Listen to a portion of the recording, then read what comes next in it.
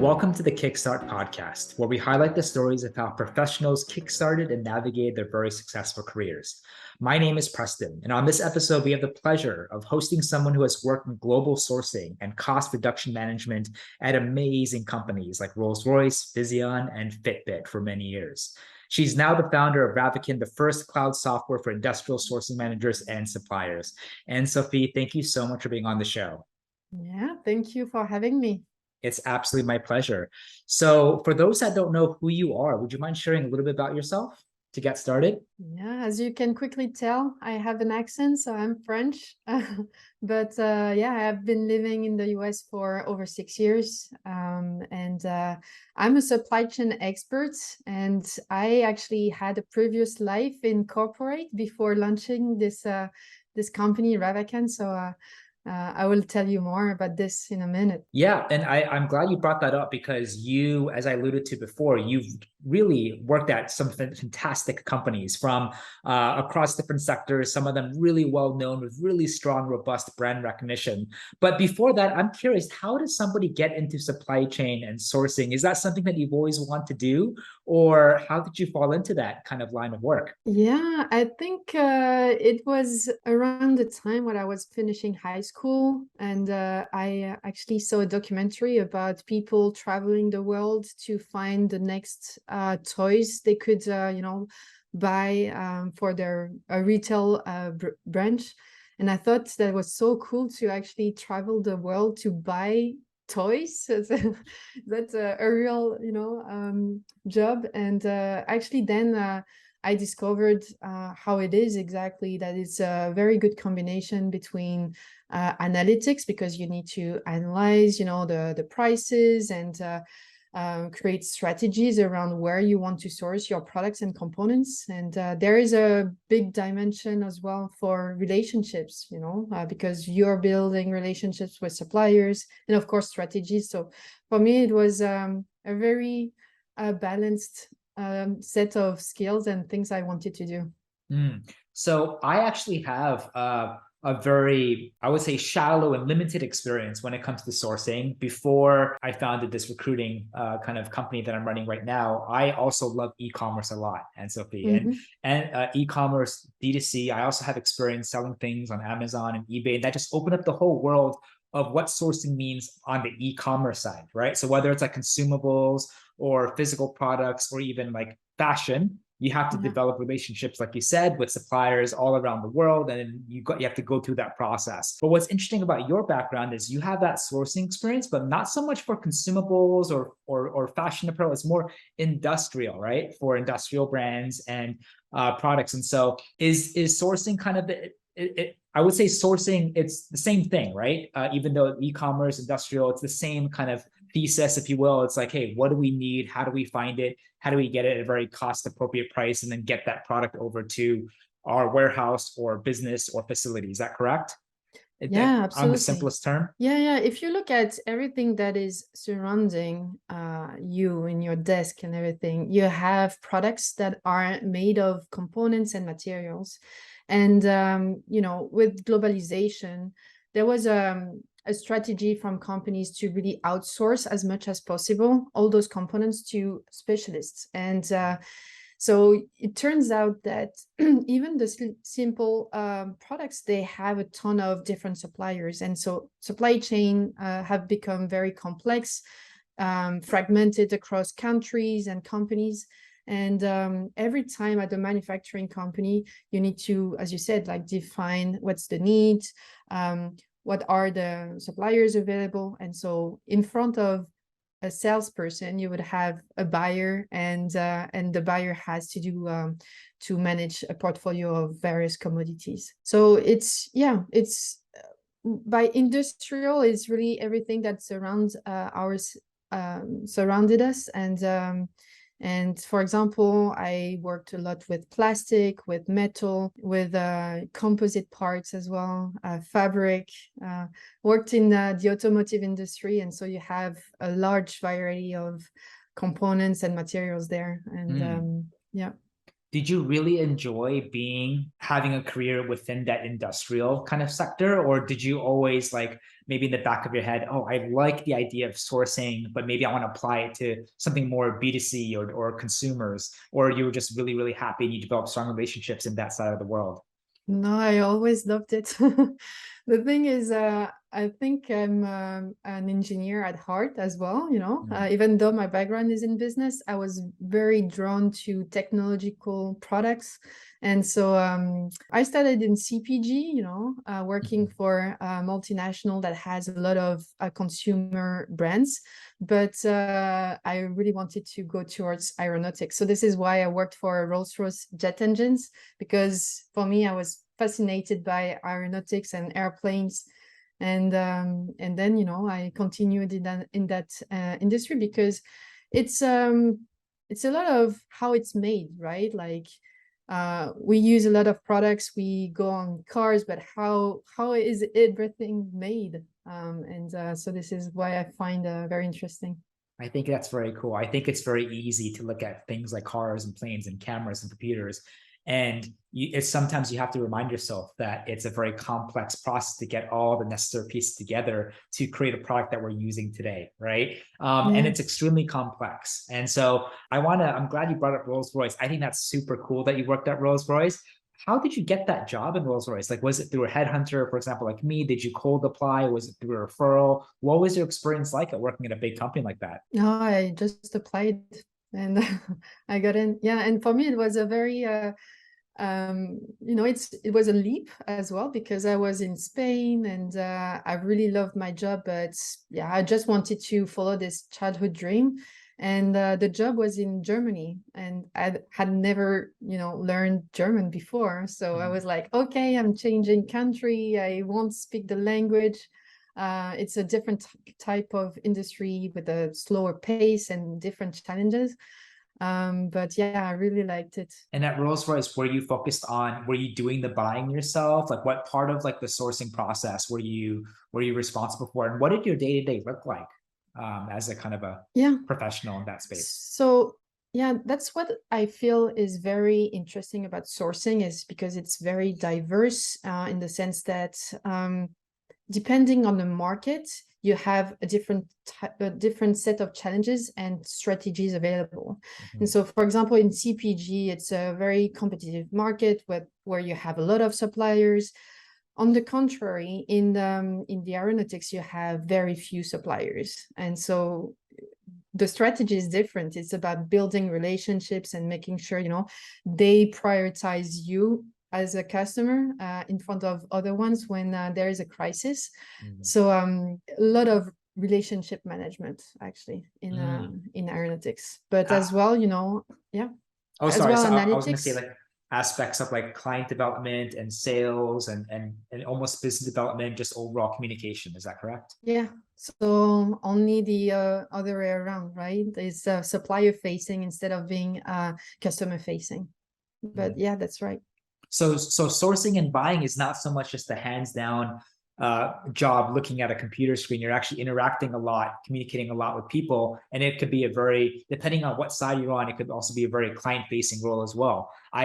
I didn't know that, and so I thought that was very cool that you shared. And so why did you end up leaving Rolls Royce? And it seemed like you got a job at a globally recognized company, aeronautics. It was an area that you're passionate for. Why did you leave? And to go back to a faster pace environment. Mm. So as I was saying, you know, like the different set of strategies, they are very specific, and I thought I had learned everything I wanted to learn, and so I wanted to go back to a faster paced environment where there is a little bit more of sourcing, because actually in aeronautics you don't have a lot of sourcing, like trying to find new suppliers and everything, because it's a captive market.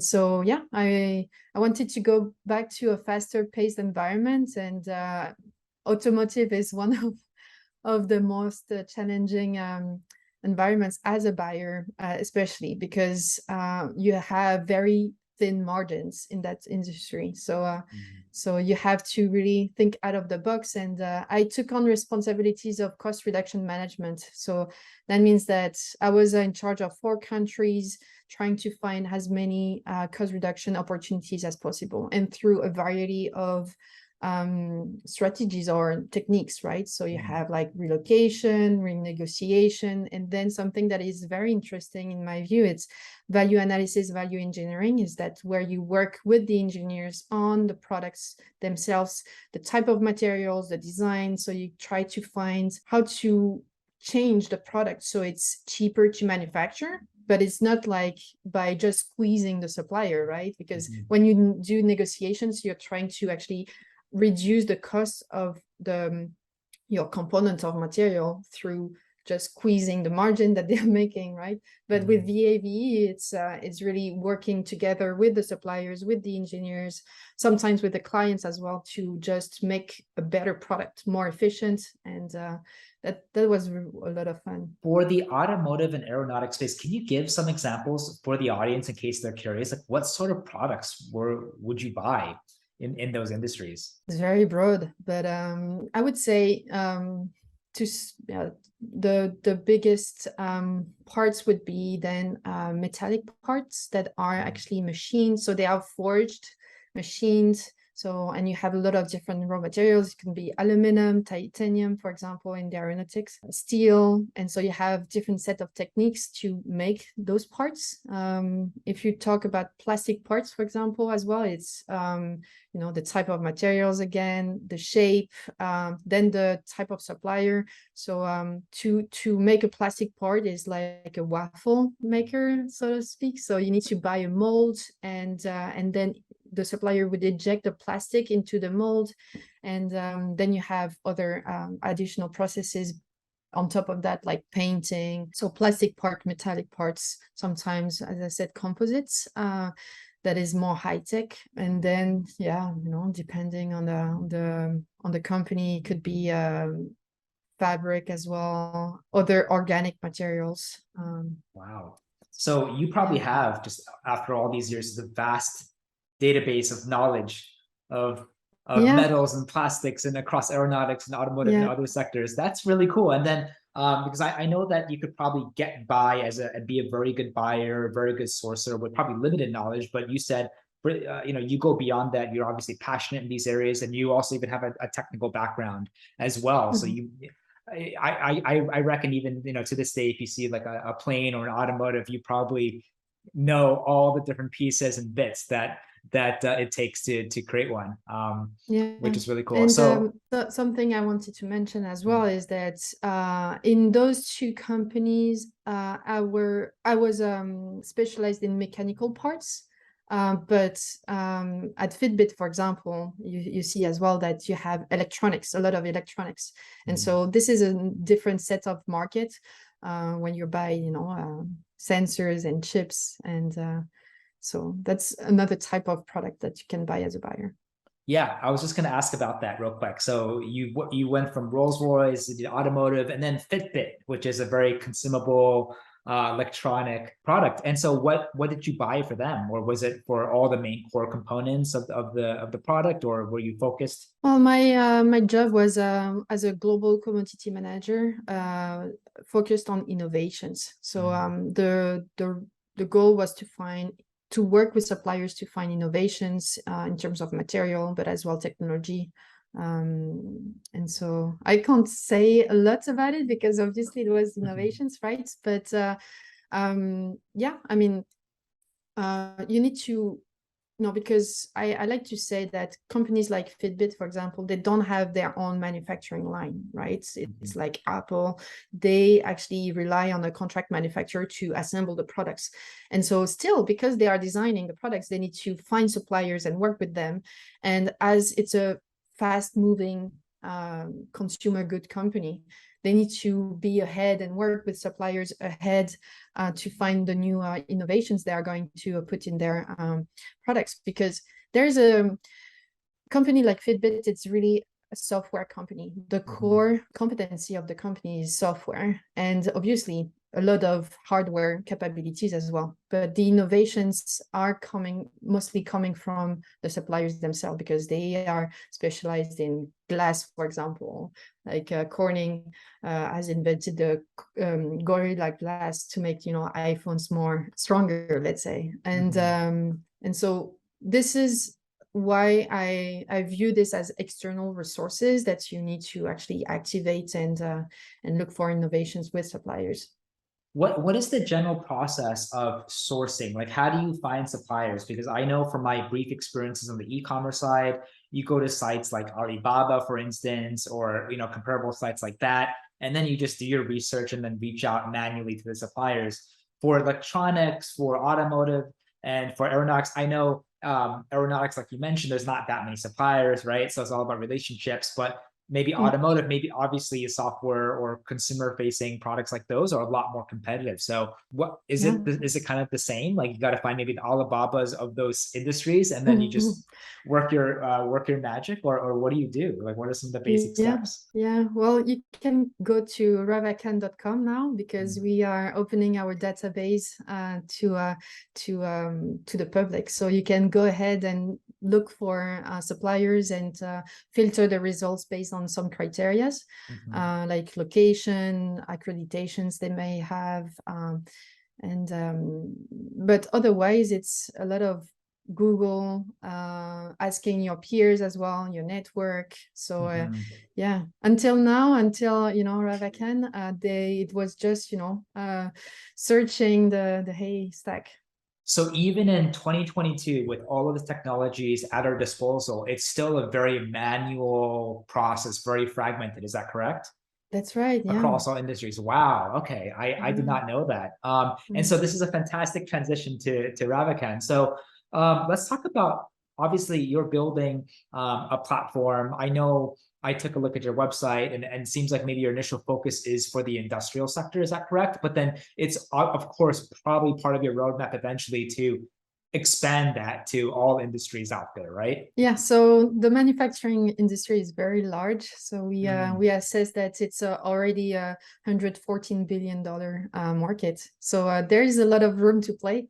But yes, I mean, the manufacturing industry is very interesting, because as you have seen, like, I've worked for different types of companies, different type of industries, but they share the same pattern and the same processes.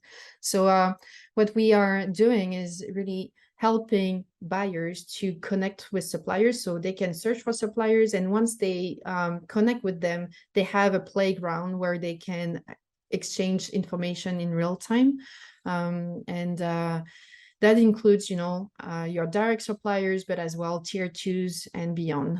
This is one thing that is very hard for manufacturing companies right now, is to understand what's beyond their tier one, so the direct supplier. And so, for example, I was talking last week with a major industrial company in Europe, and they are one of the biggest companies, and they are saying, we have no clue what's beyond our direct suppliers.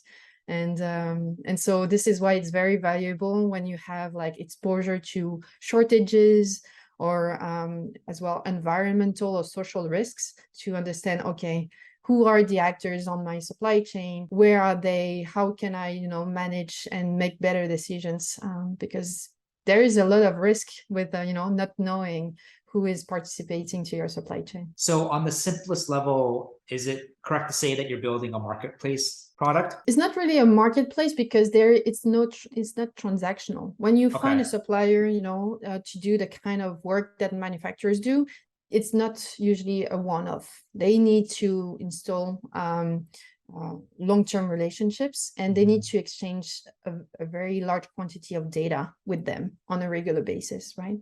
So, but yeah, it's a collaboration platform, let's say.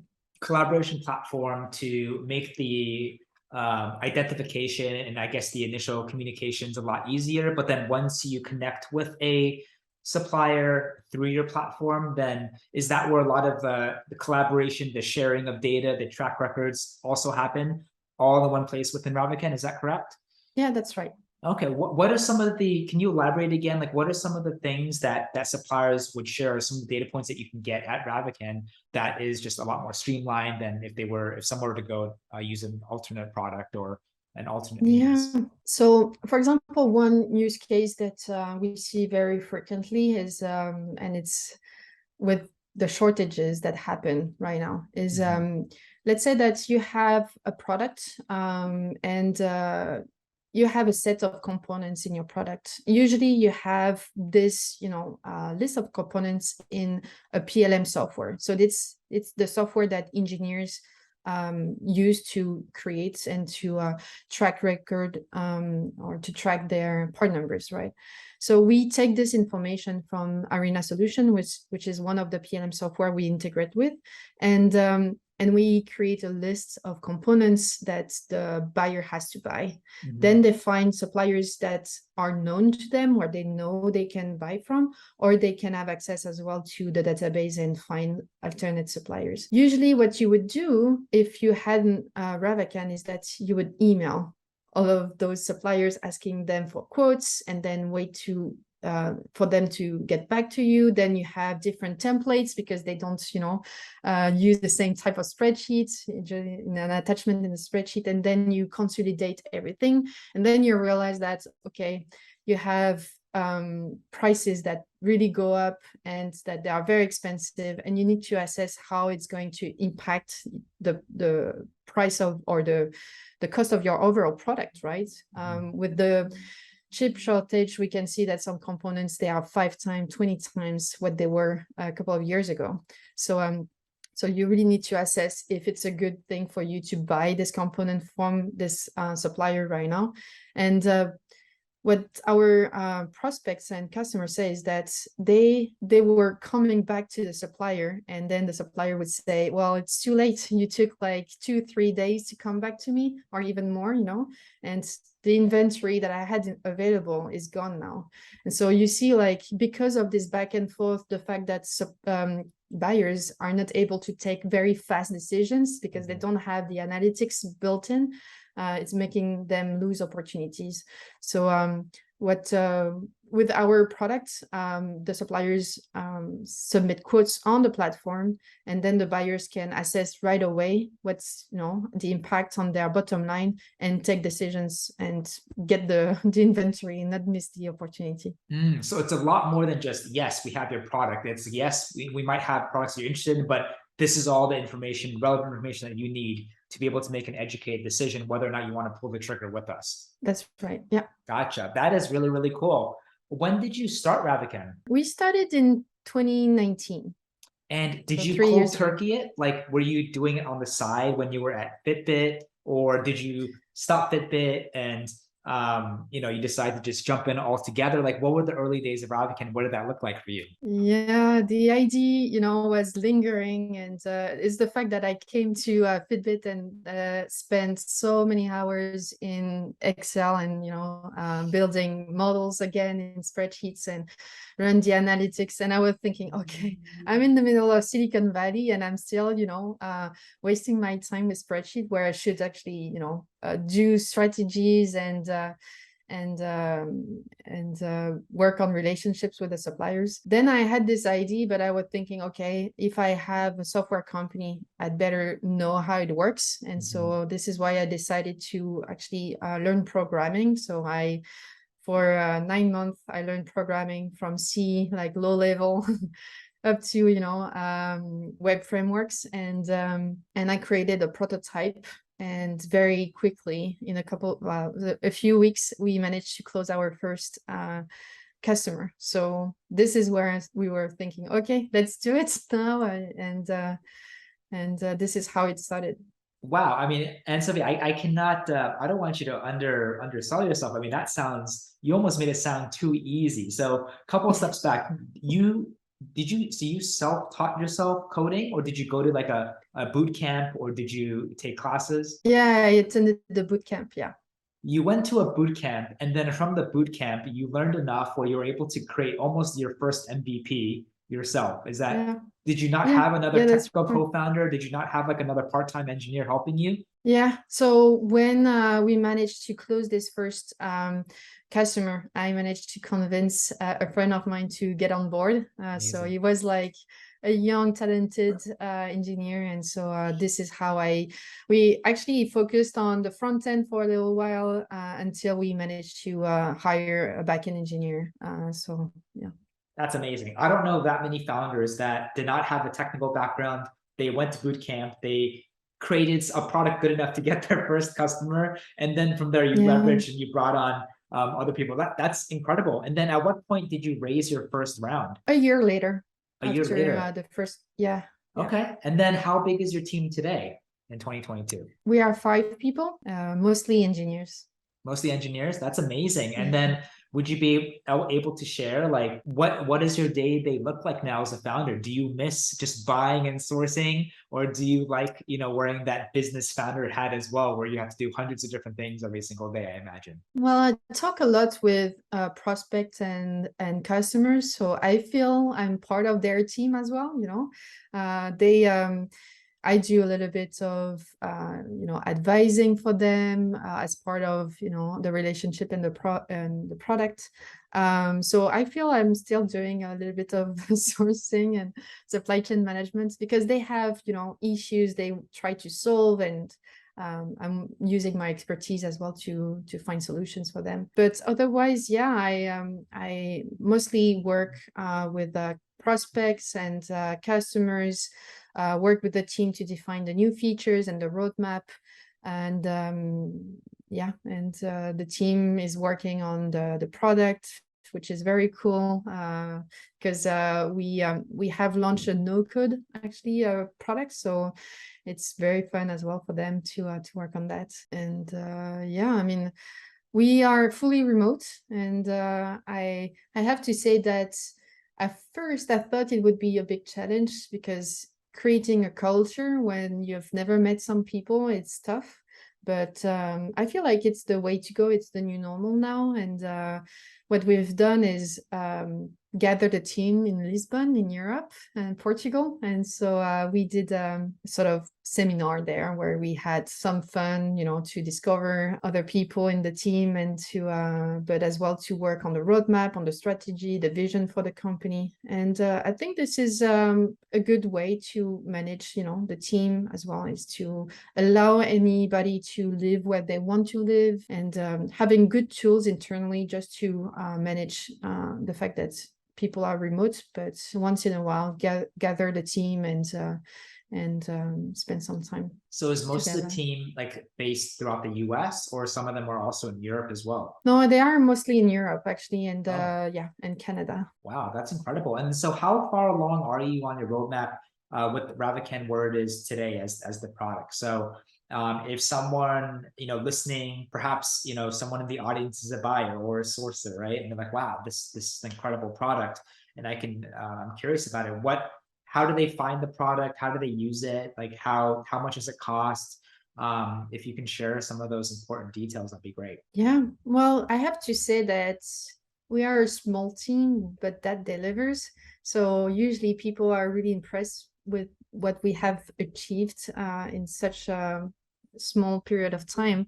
So what the user can do is find suppliers on our platform and start the relationship with selected suppliers. They can manage actually their bill of materials and do their demand planning. So actually, it's very challenging for buyers to have the bandwidth to share long-term vision and long-term schedule with suppliers. And this is something that is out of the box in Ravacan. So they can actually manage, or they can get better cost reduction from suppliers because they consolidate the demands, and that's the good thing about suppliers using the platform as well, is they use Ravacan not just for entering quotes, but as well they get something out of it, which is visibility over the long-term forecast coming from their customer.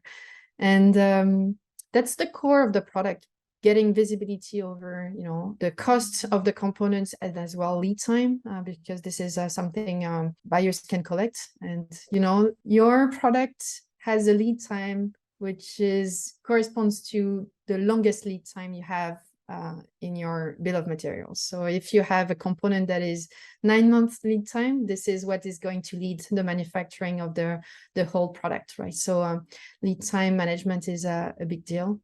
And we changed from pay per seat to a platform fee. So now if you get on board with us as a customer, you have unlimited number of seats.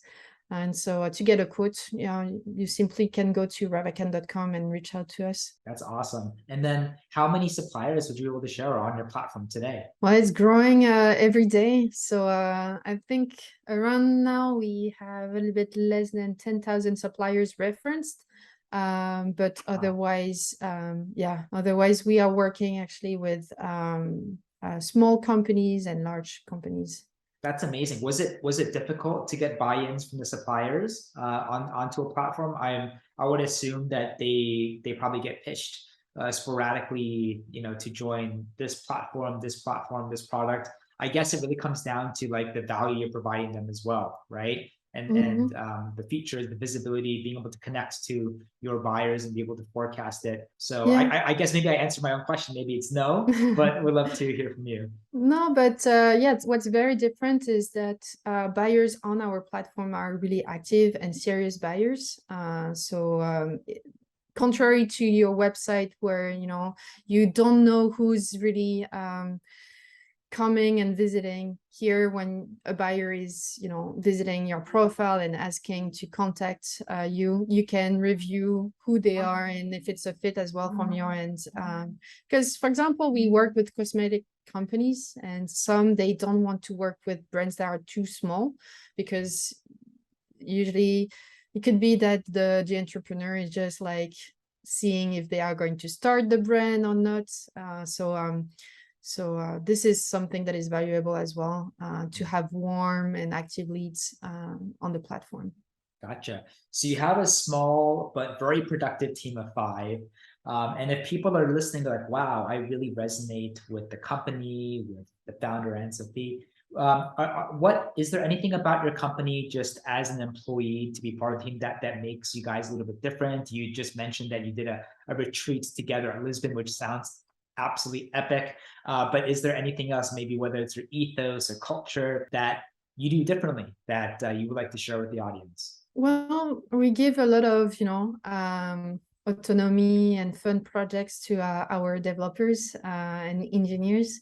So it's a very collaborative environment where we allow, for initiatives. In our values, there are things like attention to details and to be able to see the bigger picture.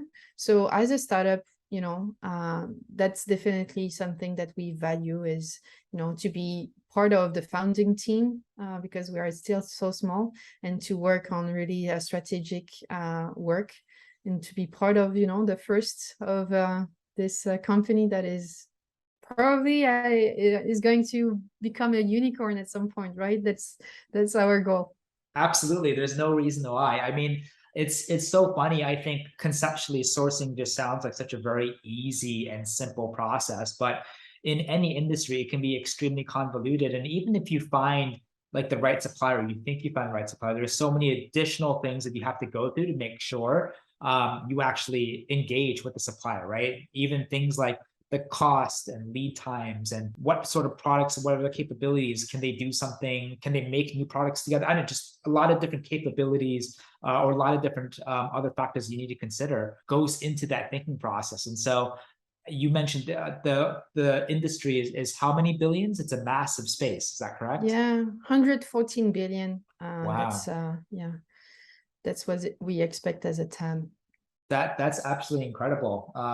And it just, just doing this podcast with you, I'm just looking around. I see my notebook and cup and microphones and camera here, and everything needs to be put together, right? Through sourcing and buying specialists to get to where they are now. So it's really, really exciting to actually see a company like you tackling a massive industry, a massive space, and just doing a lot with a small lean team. I'm all about that. I think that's fantastic. At the time of the shooting, Ann-Sophie, are you guys like officially, did you raise your seed round? Did you raise your Series A round? Like, where are you fundraising wise? So we did a pre-seed that was led by Blink Capital, so a very famous and awesome fund from San Francisco.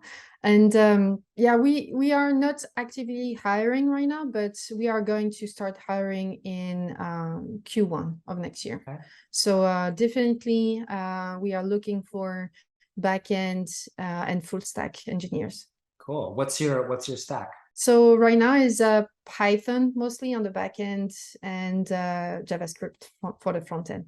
Gotcha. So if there are any JavaScript and Python Yeah, engineers that are right. listening right now, or you might know of anyone that might be Yeah. interested, please obviously reach out to Ann-Sophie. So I can imagine maybe next year you'd be shooting for a pre-Series A, possibly maybe a Series A round, and then it'd be absolutely incredible for to see you continue to scale. Yeah, that's right. So I want to ask you, as we have a couple more minutes left here, you had an opportunity to work at a lot of different types and different sizes of companies.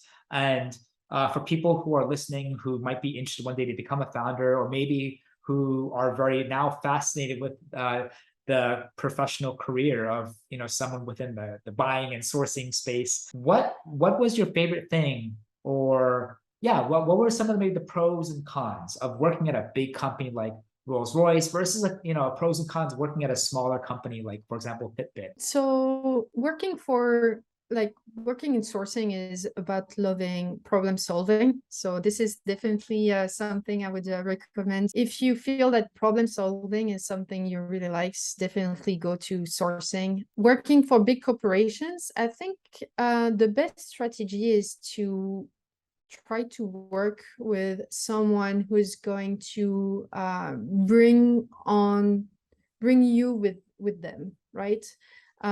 Something I feel is like it's easy, especially if you want to grow and be VP, for example. It's easier to just get a mentor that is able to pull you with them, right? Rather than jumping from one company to the other. That's what I would recommend. Working for big corporations is a lot of, as well, politics. Obviously, we know that working for a smaller company is more fun, but as well, other challenges. Which of the experiences do you feel like set yourself up for the most success as a founder? Was it working at a large company or working at more fast-paced, smaller ones? Or a combination of both? I think, yeah, I learned so many things in different environments that I would not say one experience was transformative, but something to be sure about is faster paced environment is going to put a little bit more pressure, and so you have to get out of your comfort zone. And so when you're young, I think it's definitely something you want to go towards. I think there's no right or wrong answer there. I think optically, the fact that you were able to experience both, Ann-Sophie, probably equally was able to provide just tremendous value and creating a foundation for you to be able to leverage and leapfrog on top of to be a successful founder. So I think that's fantastic. I think a lot of people who just flourish in fast-paced startup environments where there's a lot of chaos, a lot of speed, a lot of stress and anxiety. I think what I've heard is people who do well there can, I don't want to generalize, but a lot of them can also do well if they choose to kind of become a founder, because a lot of the things that you interact with on a small team, that's what you essentially do by yourself and a founder, right? On your own small team. But I think each of them, you learn a lot of different things. And it's really, really cool that you were able to start at a big company, and then each company afterwards, it's almost like you went to a smaller and smaller company and you learned a lot of different things up until that point where you decided to take the gamble and bet against yourself. So I'm actually very, very impressed with everything that you've done so far. And it's very easy as a founder to talk about your life in retrospect and then think it's like, yeah, that's the way I live my life. It's easy. But for me to hear it and talking to many other founders and people who went through the same situation, it's really fantastic. And it's certainly was very insightful to learn about a whole new industry and world through you and through Ravacan. Yeah, thank you. And I think you're, like me, we don't want the status quo. We want to find solutions to problems and bring something innovative to the market. So this is where the fun is, I guess. It is. So if anybody wanted to find you, ask you, reach out to you, ask questions, maybe even apply to Ravacan, where could they find you? So I can share my email, which is Sophie, Sophie @ravacan.com. But otherwise, they can connect with me on LinkedIn or reach out on our website. And is there anything that they should highlight on their resume or cover letter that, or is there anything specific that you like to look for in a person's background? If you ever, get to that point, like, you know what, we want to bring on more people full time on our team. Definitely something that we look for is, willing to, well, some understanding of the market, and as well, a product acumen, I would say, because what we are trying to do is bring users that have been using only Excel for a long time to a new environment, a new software. And so having some product, acumen is really helping, even for developers. For sure. And so if you're listening and you're excited to apply to Ann-Sophie and Ravacan, make sure you star and highlight that if you reach out to her. And then we always like to end these podcasts and just ask you, if there are people right now that are listening and they hope one day to fall in your shoes, to have a successful career or to be a great, successful founder, operating and scaling a fast growing team and company, what is one advice that you would give? One advice I would say it's to be passionate, not to start a company for money, but rather really to solve a problem we are passionate about, because it's so many ups and downs that if you don't want to feel discouraged, you need to do it for a better reason than just money. So this is one first advice, and then surround yourself with the right people, because you can't build something on your own. You need to have the right partners. It's like in sourcing, right? You need to find the right suppliers, and because they are part of your team, and that's the same when you're an entrepreneur. There's nothing you can achieve alone. So find the right people to do this adventure with you. Find the right people, be passionate, and just go for it. Exactly. This has certainly been a resounding theme, just getting a better understanding of your background and your career, what you've done thus far. It's very easy for someone like myself to look at your career, be like, wow, how did you get into industrial manufacturing and sourcing?